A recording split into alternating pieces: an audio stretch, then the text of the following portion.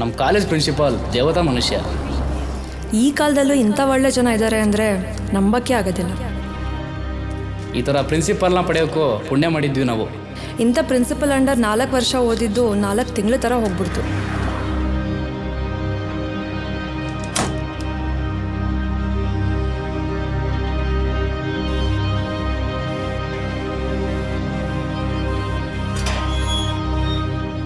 Good morning sir.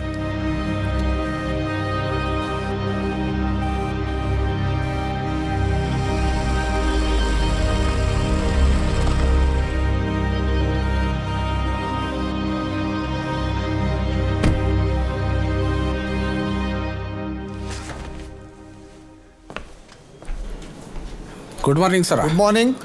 Teachers ಎಲ್ಲ ready ಇದ್ದಾರಾ? ಹ್ಞೂ ರೀ. ಎಲ್ಲ ಟೀಚರ್ಸಿಗೂ ಕ್ವಶನ್ ಪೇಪರ್ ಕೊಟ್ಟು ಕ್ಲಾಸ್ ರೂಮಿಗೆ ಕಳಿಸು. ಹಾಂ ಆಯ್ತು ರೀ. ಎಕ್ಸಾಮಿಗೆ ಇನ್ನೊಂದು ಗಂಟೆ ಇದೆ. ಎಲ್ರಿಗೂ ಮುಂಚಿತವಾಗಿ ಹೋಗಕ್ಕೆ ಹೇಳು. ಸರಿ ಸರ್. ಆಮೇಲೆ ಟೀಚರ್ಸಿಗೆ ಮಕ್ಕಳನ್ನ ತುಂಬ ಸ್ಟ್ರಿಕ್ಟ್ ಮಾಡಬೇಡಿ ಅಂತ ಹೇಳಿ. ಗಾಬರಿಯಲ್ಲಿ ಆನ್ಸರು ಮರ್ತೋಗುತ್ತೆ. ಮತ್ತೆ ಫೇಲ್ ಆಗೋ ಕ್ಯಾಂಡಿಡೇಟ್ಸ್ ಎಲ್ಲ ಜಸ್ಟ್ ಪಾಸ್ ಆದ್ರೂ ಆಗಲಿ. ಸರಿ ಸರ ಒಬ್ಬ 3rd ಇಯರ್ ಸ್ಟೂಡೆಂಟ್ಸ್ನ ಪೇರೆಂಟ್ಸ್ ಬಂದಿದ್ದಾರೆ, ನಿಮ್ಮ ಹತ್ರನೇ ಮಾತಾಡ್ಬೇಕಂತೆ. ಅದಕ್ಕೆ ನಿಮ್ಮ ಚೇಂಬರಲ್ಲೇ ಕೂರಿಸಿದ್ದೀನಿ ಸರ್. ಹೌದ್ರಿ, ನಾ ಹೇಳ್ದಂಗೆ ಮಾಡ್ರಿ. ಆಯ್ತು. ಹಾಂ, ಕೂತ್ಕೊಳ್ಳಿ. ಸರ್ ನಮಸ್ಕಾರ. ನನ್ನ ಮಗ ಸಂಕೇತು ಕಾಲೇಜ್ ಫೀಸ್ ಕಟ್ಟಕ್ಕೆ ಇವತ್ತೇ ಲಾಸ್ಟ್ ಡೇಟು ಅಂದ್ರಂತೆ. ನಾಳೆಯಿಂದ ಏನೋ 1,000 ರೂಪಾಯಿ ಫೈನು ಅಂತ ಹೇಳಿದ್ರಂತೆ. ಅದಕ್ಕೆ ತಮ್ಮನ ಕಂಡು ಮಾತಾಡ್ಕೊಂಡು ಹೋಗೋಣ ಅಂತ ಬಂದೆ ಸರ್. ಅದ್ರ ಬಗ್ಗೆನೇ ಮಾತಾಡಬೇಕು ಅಂದರೆ ಪ್ಲೀಸ್ ಹೊರಟ್ಬಿಡಿ. ಸುಮ್ಮನೆ ನಮ್ಮ ಟೈಮ್ನೂ ವೇಸ್ಟ್ ಮಾಡಿಕೊಂಡು ನಿಮ್ಮ ಟೈಮ್ನೂ ವೇಸ್ಟ್ ಮಾಡಬೇಡಿ. ಸರ್ ನಾವು ರೈತರು, ಬೆಳೆ ಬರದೆ ನಮ್ಮ ಕೈ ದುಡ್ಡು ಸೇರೋದಿಲ್ಲ. 1 ವಾರ ಟೈಮ್ ಕೊಡಿ ಸರ್, ಖಂಡಿತವಾಗ್ಲೂ ಫೀಸ್ ಕಟ್ಟಿ. ಓ, ಟೈಮ್ ಎಕ್ಸ್ಟೆನ್ಷನ್ ಮಾಡಕ್ಕೆ ಕೇಳ್ತಾ ಇದ್ದೀರಾ? ಹೌದು ಸರ್. ಏನಪ್ಪ, ನಿನ್ನ ಫೋನಿಗೆ ಎಷ್ಟು ರೀಚಾರ್ಜ್ ಮಾಡಿಸ್ತೀಯ? 979 ರೂಪಾಯಿ ಸರ್. 3 ಮಂತ್ಸ್ ಬೇಕು ಅಂದರೆ ಖಾಲಿ ಆದಾಗಲೇ ಹಾಕ್ಸ್ತೀಯೋ ಅಥವಾ 3 ಮಂತ್ಸ್ಗೆ ಹಾಕಿಸ್ತೀನಿ ಸರ್. ಅದು ಬಿಡು, ಕಾಲೇಜಿಗೆ ಯಾವ್ದ್ರಲ್ಲಿ ಬರ್ತೀಯ? Royal Enfield. Royal Enfield. Petrol ಎಷ್ಟು ಹಾಕ್ಸ್ತೀಯ? 200 ರೂಪಾಯಿ ಸರ್. ಡೈಲಿನಾ? Yes sir. ಪ್ಯಾಕೆಟ್ ಮನಿ ಎಷ್ಟು ಕೊಡ್ತಾರೋ? 100 ರೂಪಾಯಿ ಕೊಡ್ತಾರೆ ಸರ್. ಕರೆನ್ಸಿ, ಪೆಟ್ರೋಲು, ಪ್ಯಾಕೆಟ್ ಮನಿಗೆಲ್ಲ ದುಡ್ಡು ಇರುತ್ತೆ. ಕಾಲೇಜ್ ಫೀಸ್ ಅಂತ ತಕ್ಷಣ ಬಡವರಾಗಿ ಹೋಗ್ತೀರ ನಾವಲ್ಲ. 15 ದಿವಸ ಟೈಮ್ ಎಕ್ಸ್ಟೆನ್ಷನ್ ಮಾಡಿದ್ದೀನಿ. ಇನ್ನೂ ಬಂದು ಟೈಮ್ ಕೇಳ್ತಾ ಇದ್ದೀರಲ್ಲ, ನಾನಾಗಿರೋದಕ್ಕೆ ನಿಮ್ಮನ್ನು ಒಳಗೆ ಕರೆದು ಕೂರಿಸಿ ಮಾತಾಡ್ತಾ ಇದ್ದೀನಿ. ಬೇರೆ ಕಾಲೇಜರಾಗಿದ್ದರೆ ವಾಚ್ಮೆನ್ನೇ ಬೈದು ಗೇಟಿಂದ ಆಚೆ ಹಾಕಿರೋನು. ಕಾಲೇಜ್ ಫೀಸ್ ಕಟ್ಟೋಕ್ಕಾಗಲಿಲ್ಲ ಅಂದಮೇಲೆ ಯಾಕ್ರಿ ಇಂಥ ದೊಡ್ಡ ಕಾಲೇಜಿಗೆಲ್ಲ ಅಡ್ಮಿಷನ್ ಮಾಡಿಸ್ತೀರಾ? ಬಂದವರಿಗೆಲ್ಲ ಬಿಟ್ಟು ಎಜುಕೇಷನ್ ಕೊಡೋಕ್ಕಿದೆ ಅಂತ ಧರ್ಮಶಾಲೆನಾ ಸರ್? ಏಯ್, ನಿನಗೆ ಕಾಮನ್ ಸೆನ್ಸ್ ಇಲ್ವಾ? ಪ್ರಿನ್ಸಿಪಲ್ ಚೇಂಬರ್ಗೆ ಹೇಗೆ ಬರಬೇಕು ಅಂತೇಳಿ. ಏನು ನಿನ್ನ ಪ್ರಾಬ್ಲಮ್? ಸರ್ ಅದೇ ಹಾಲ್ ಟಿಕೆಟ್ ಸರ್. ಹಾಲ್ ಟಿಕೆಟು ಅಲ್ಲೇ ಸೈಡಲ್ಲಿ ನಿಂತಿರೋ. ಇವ್ರ ಜೊತೆ ಮಾತಾಡಿ ಹೊರಗೆ ಕಳಿಸಿ, ಆಮೇಲೆ ನಿನ್ನ ಹತ್ರ ಮಾತಾಡ್ತೀನಿ. ಅಲ್ಲ ಸ್ವಾಮಿ, ನಿಮ್ಮ ಮಗ ಎಕ್ಸಾಮ್ ಬರೀಬೇಕು ಅಂದರೆ ಈಗಲೇ ಫೀಸ್ ಕಟ್ಟಿ ಇವನು ನಮ್ಮ ಕಾಲೇಜಿನ ಹುಡುಗನೇ ಅನ್ನೋದನ್ನ ಕನ್ಫರ್ಮೇಷನ್ ಕೊಡಿ. ಎಕ್ಸಾಮಿಗೆ ಹೇಗೂ 1 ವಾರ ಇದೆ. ಹಾಲ್ ಟಿಕೆಟಿಗೆ ಸೈನ್ ಹಾಕ್ತೀನಿ. ನೋಡಿ, ನಿಮ್ಮ ಮಗನಿಂದ ನಿಮಗೆ ಎಷ್ಟು ಪ್ರೆಸರ್ ಇದೆಯೋ ಅಷ್ಟೇ ಪ್ರೆಸರು ಮ್ಯಾನೇಜ್ಮೆಂಟಿಂದ ನಮಗಿದೆ. ನಿಮಗೆ ನಿಮ್ಮ ಮಗನ ಭವಿಷ್ಯನೇ ಮುಖ್ಯ ಅನ್ನೋದಾದರೆ ಈ ಸಂಜೆ ಒಳಗಡೆ ಫೀಸ್ ಕಟ್ಟಿ ಅಷ್ಟೇ. ಸರ್ ಅದು ನೋಡಿ, ನಾನೇ ಎಕ್ಸಾಮ್ ಟೆನ್ಷನಲ್ಲಿ ಇದ್ದೀನಿ, ತುಂಬ ಕೆಲಸಗಳಿದೆ. ದಯವಿಟ್ಟು ಹೊರಡಿ.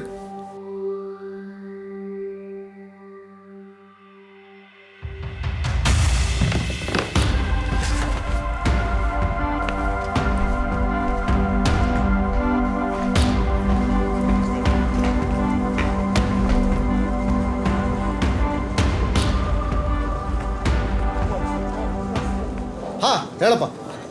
ಎಕ್ಸಾಮ್ಗೆ ಇನ್ನು ಅರ್ಧ ಗಂಟೆ ಟೈಮ್ ಇದೆ ಸರ್. ಈ ಎಕ್ಸಾಮ್ ಬರಲಿಲ್ಲ ಅಂದರೆ ನನ್ನ ಲೈಫೇ ಹಾಳಾಗೋಗುತ್ತೆ. ಹೇಗಾದರೂ ಮಾಡಿ ಎಕ್ಸಾಮ್ ಮುಗಿದೊಳಗೆ ಅಮೌಂಟ್ ಕಟ್ಟಕ್ಕೆ ಹೇಳ್ತೀನಿ sir. Sir please hall ticket ಕೊಡಿ ಸರ್. ನಾನು ಎಷ್ಟು ಸಲ ಹೇಳಿದ್ದೀನಿ, ಫುಲ್ ಫೀಸ್ ಕಟ್ಟೋ ತನಕ ನಿನ್ನ ಹಾಲ್ ಟಿಕೆಟಿಗೆ ಸೈನ್ ಹಾಕಲ್ಲ ಅಂತೇಳಿ. ಹೇಗೂ ಅರ್ಧ ಗಂಟೆ ಇದೆ ಅಂದಲ್ಲ, ಹೋಗು. ಹೆಂಗಾದರೂ ಮಾಡಿ ದುಡ್ಡು ಅಡ್ಜಸ್ಟ್ ಮಾಡ್ಕೊಂಬಂದು ಫುಲ್ ಫೀಸ್ ಕಟ್ಟು. ಹೋಗು.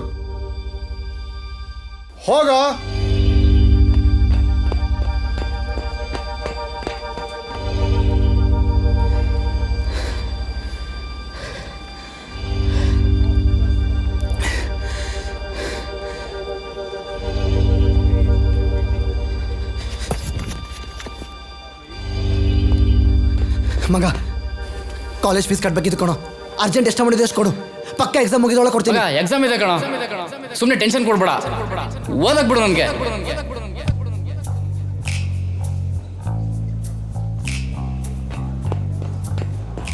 ಮಗ ಪ್ರಭು, ಕಾಲೇಜ್ ಫೀಸ್ ಕಟ್ಟಕ್ಕೆ ಅಮೌಂಟ್ ಬೇಕಿತ್ತು ಕಣೋ.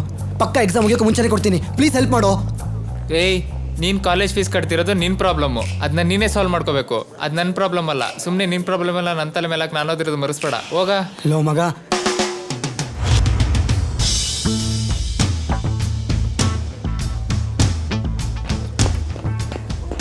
ಹಲೋ ಮಗ, ಕಾಲೇಜ್ ಫೀಸ್ ಕಟ್ಟಕ್ಕೆ ಅಮೌಂಟ್ ಅಡ್ಜಸ್ಟ್ ಆಗ್ತಿಲ್ಲ ಕಣ್ರು. ಪ್ಲೀಸ್ ಹೆಂಗಾರ ಮಾಡಿ ಅಮೌಂಟ್ ಕೊಡ್ರು. ನೆಕ್ಸ್ಟ್ ಎಕ್ಸಾಮ್ ಬರುವಾಗ ನಾನು ಪಕ್ಕ ರಿಟರ್ನ್ ಮಾಡೇ ಮಾಡ್ತೀನಿ ಕಣೋ. ಪ್ಲೀಸ್ ಮಗ, ಹೆಂಗಾರ ಮಾಡಿ ಅಮೌಂಟ್ ಕೊಡೋ. ಪ್ರಿನ್ಸಿಪಲ್ ಹತ್ರ ಹೋಗಿ ರಿಕ್ವೆಸ್ಟ್ ಮಾಡೋ ಬದಲು ನಮ್ಮ ಹತ್ರ ಬಂದಿದ್ಯಲ್ಲೋ. ಅವ್ರಿಗಿರೋ ಒಳ್ಳೆ ಗುಣಕ್ಕೆ ನಿನ್ನಂಥ ಟಾಪರ್ಗೆ ಆಲ್ ಟಿಕೆಟ್ ಕೊಡಲ್ವಾ? ಲೋ, ಕಾಲೇಜ್ ಟಾಪರ್ ನೀನು ಅವ್ರ ಹತ್ರ ಹೋಗ್ಬಿಟ್ಟು ರಿಕ್ವೆಸ್ಟ್ ಅಲ್ಲ, ನೀನು ಹೋಗ್ಬಿಟ್ಟು ಮುಖ ತೋರಿಸಿದ್ರು ಅವ್ರು ಆಲ್ ಟಿಕೆಟ್ ಕೊಡಬೇಕು. ಕೇಳಿದೆ ಕಣೋ, ಎಕ್ಸಾಮ್ ಶುರು ಆಗೋದ್ರೊಳಗೆ ಫೀಸ್ ಕಟ್ಟಲಿಲ್ಲ ಅಂತ ಅಂದರೆ ಹಾಲ್ ಟಿಕೆಟ್ ಕೊಡಲ್ಲ ಅಂತ ಹೇಳ್ತಿದ್ದಾರೆ ಕಣೋ.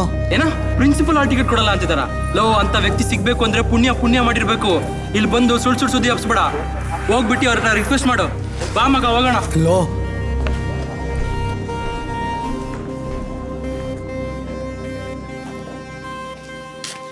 ಸರ್, ಏನು ನಡೀತಾ ಇದೆ ಇಲ್ಲಿ? ಇಲ್ಲಿ ನಿಂತಿದ್ನಲ್ಲ ಹುಡುಗ, ಹೊರಗೆ ಯಾಕೆ ಸರ್ ಭಿಕ್ಷೆ ಬಿಡ್ತಾ ಇದ್ದಾನೆ? ಅವಂದು ನಿನ್ನ ಕೇಸೇ ಅಪ್ಪ. ಕಾಲೇಜ್ ಫೀಸ್ ಕಟ್ಟಿಲ್ಲ. ಒಂದು ವಿಷಯ ಗೊತ್ತಾ ನಿನಗೆ? ಅವನು ಕಾಲೇಜ್ ಟಾಪರು ಅಂಥವನಿಗೆ ನಾವು ಎಕ್ಸಾಮಿಗೆ ಕೂರಿಸಿಲ್ಲ. ಇನ್ನು ಎವರೇಜ್ ಸ್ಟೂಡೆಂಟ್ಗೆ ಸೇರಿಸ್ತೀವ ನಾವು? ಫೀಸ್ ತಾನೇ, ಅದೆಷ್ಟು ಅಂತ ಹೇಳಿ ಸರ್, ನಾನೇ ಕಟ್ಬಿಡ್ತೀನಿ ಅದನ್ನು. ಏನೋ ನೀವು ಕಟ್ತೀರಾ? ನೋಡಿ, ನಿಮ್ಮದೇ 108 ಇದೆ. ಫಸ್ಟು ನಿಮ್ಮ ಮಗನ ಫೀಸ್ ಕಟ್ಟಿ, ಆಮೇಲೆ ಕಂಡೋರ್ ಮಕ್ಕಳ ಬಗ್ಗೆ ಚಿಂತೆ ಮಾಡಿರುವಂತೆ. ಹೋರೆ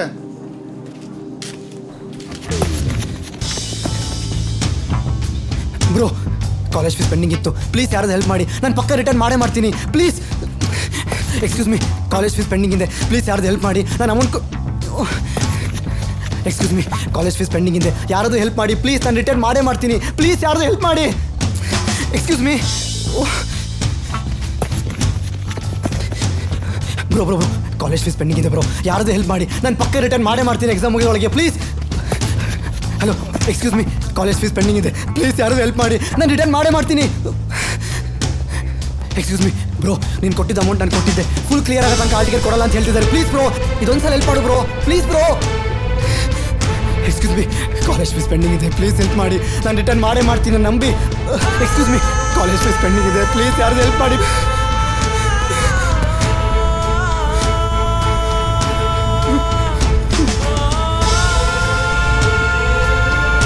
ಅಪ್ಪ ಬೇರೆ ಫೋನ್ ಎತ್ತುತ್ತಿಲ್ಲ, ಇವ್ರು ನೋಡುತ್ತೆ ಫುಲ್ ಫೀಸ್ ಕ್ಲಿಯರ್ ಮಾಡುವಂತಿದ್ದಾರೆ.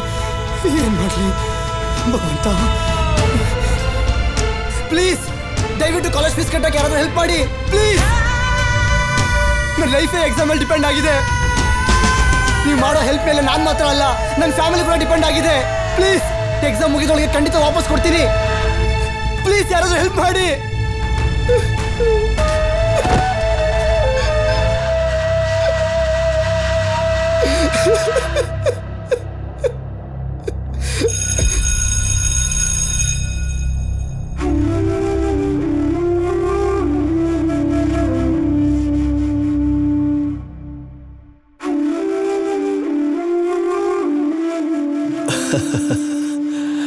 ಹನ್ನೆರಡನೇ ಕ್ಲಾಸಾಗೆ ಹೆಂಗೆ ಫಸ್ಟ್ ಬಂದಿಯೋ ಹಂಗೆ ಈಗ ತಾನು ಇನ್ನೂ ಸಂದ ಕೂದಿ ರಾಜ್ಯಕ್ಕೆ ಮೊದಲು ಬರಬೇಕು ಆತ ಮಗ. ಸರಿ ಅಪ್ಪ. ಅಮ್ಮ, ನೀನು ಜಾಸ್ತಿ ಕೆಲಸ ಮಾಡಿ ಆಯಾಸ್ ಮಾಡ್ಕೋಬೇಡ, ಸರಿನಾ? ಹಂಗೇನಿಲ್ಲ ಮಗ, ನೀನು ಅಷ್ಟು ದೂರ ಓದಕ್ಕೆ ಹೋಗ್ತಿದೀಯಲ್ಲ, ಹೆಂಗಿರ್ತೀಯೋ ಏನೋ ಅಂತ. ನಂಗೆ ನೀನು ದೋಸ್ತೆ, ಚೆನ್ನಾಗಿರ್ತೀನಿ. ನೀನು ನನ್ನ ಬಗ್ಗೆ ತಲೆ ಕೆಡಿಸ್ಕೊಂಡು ನಿನ್ನ ಆರೋಗ್ಯನ ಇನ್ನೂ ಹಾಳು ಮಾಡ್ಕೋಬೇಡ. ಸಮಯಕ್ಕೆ ಸರಿಯಾಗಿ ಊಟ ಮಾಡಿ ಮಾತ್ರನ ಸರಿಯಾಗಿ ತಗೋ.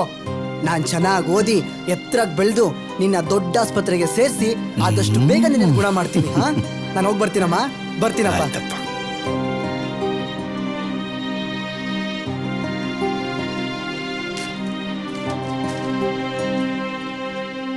ಸರ್, ನೀವು ಕೊಟ್ಟಿದ್ದ ಟೈಮಲ್ಲಿ ಅಮೌಂಟ್ ಅಡ್ಜಸ್ಟ್ ಮಾಡೋಕ್ಕಾಗಲಿಲ್ಲ ನನ್ನ ಕೈಯಲ್ಲಿ. ದಯವಿಟ್ಟು ದೊಡ್ಡ ಮನ್ಸು ಮಾಡಿ ಹಾಲ್ ಟಿಕೆಟ್ಗೆ ಸೈನ್ ಮಾಡಿಕೊಡಿ ಸರ್. ಅಲ್ಲಿ ಹೊರಗಡೆ ಜನ ನಿಮ್ಮ ಬಗ್ಗೆ ಮಾತಾಡ್ತಿರೋ ಮಾತನ್ನ ನಿಜ ಮಾಡಿ ಸರ್. Sir please sir. ನಾನೇನು ಮಾಡಬೇಕು ಅಂತೇಳಿ ನಿನ್ನಿಂದ ಹೇಳ್ಸ್ಕೋಬೇಕಾಗಿಲ್ಲ. ಯಾರೋ ಏನೋ ಹೇಳ್ತಾರೆ ಅಂತ ನಮ್ಮ ರೂಲ್ಸನ್ನ ಚೇಂಜ್ ಮಾಡ್ಕೊಳಕ್ಕಾಗಲ್ಲ. ನಾನು ಕೊಟ್ಟಿರೋ ಟಾಸ್ಕಲ್ಲಿ ನೀನು ಸೋತಿದ್ಯಾ. ಇನ್ನು ನನ್ನ ಕೈಯಲ್ಲಿ ಏನೂ ಇಲ್ಲ.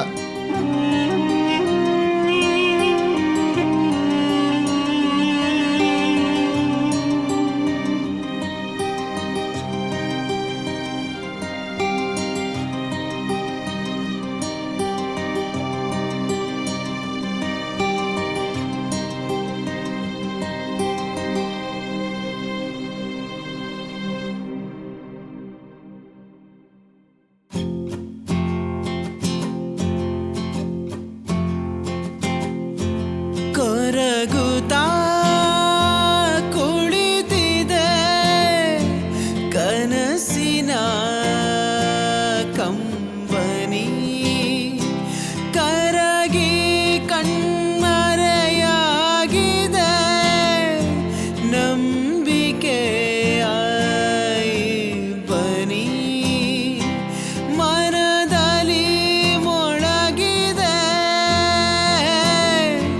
ಭರವಸೆಯ ಮದನಿ, ವಿಧಿಯ ಪ್ರಶ್ನೆಗಳಿಗೆ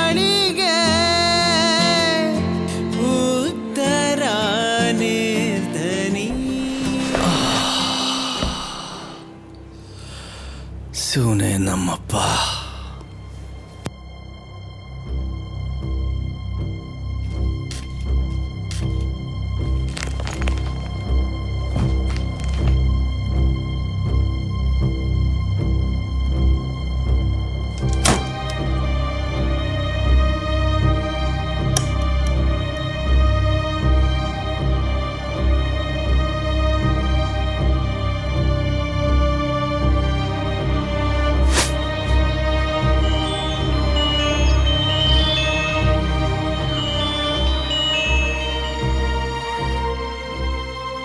ಹಲೋ ಅಪ್ಪ.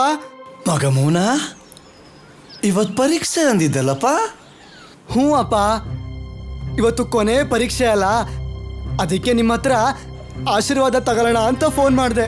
ಅಯ್ಯೋ ಮಗ, ನನ್ನ ಆಶೀರ್ವಾದ ನಿಂಗೆ ಯಾವಾಗೂ ಇರ್ತಾಯ್ತೋ?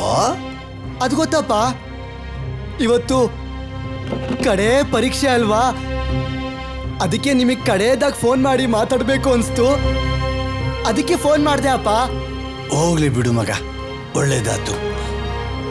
ಮತ್ತೆ ಒಸಿ ಫೀಸಿಗೆ ದುಡ್ಡು ಬೇಕು ಅಂದಿದ್ದಲ್ಲಪ್ಪ, ಒಂದ್ಸಕ್ಕಾಗಲಿಲ್ಲ.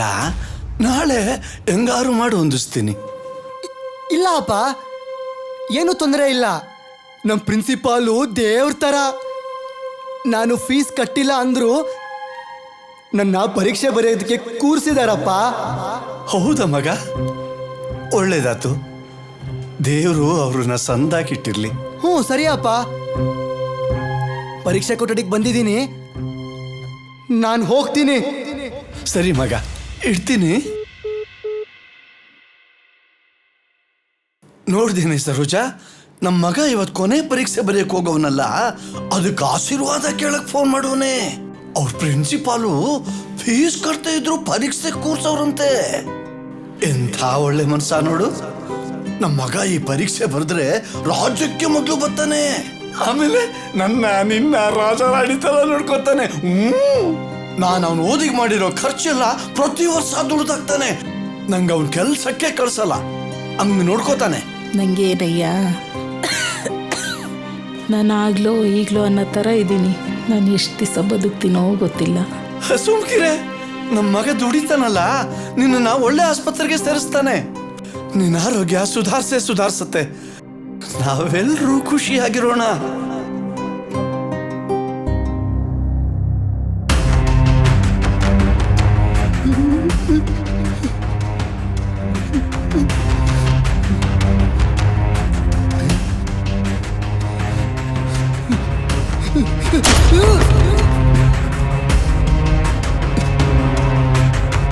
ಬದುಕನ್ನು ಎದುರಿಸುವುದನ್ನು ಕಲಿಸಬೇಕಾದುದು ಶಿಕ್ಷಣ. ಅದೇ ಶಿಕ್ಷಣದ ಕೆಲವು ಚೌಕಟ್ಟುಗಳಾದವು ಕಠಿಣ. ಕಣ್ಣೀರಿಗೂ ಕರಗದ ನಿಯಮಗಳೇ ಇದಕ್ಕೆ ಕಾರಣ. ಘನತೆಯ ಮದಕ್ಕೆ ಮುಗ್ಧತೆಯ ಮರಣ. ಬಂದ ಪ್ರಶ್ನೆಗಳಿಗೆ ಉತ್ತರ ನೀಡಿ ಗೆಲ್ಲುವುದೇ ಜೀವನ. ನಾವು ಬದಲಾಗೋಣ, ಕೊಂಚ ಸಮಾಜವನ್ನೂ ಬದಲಿಸೋಣ.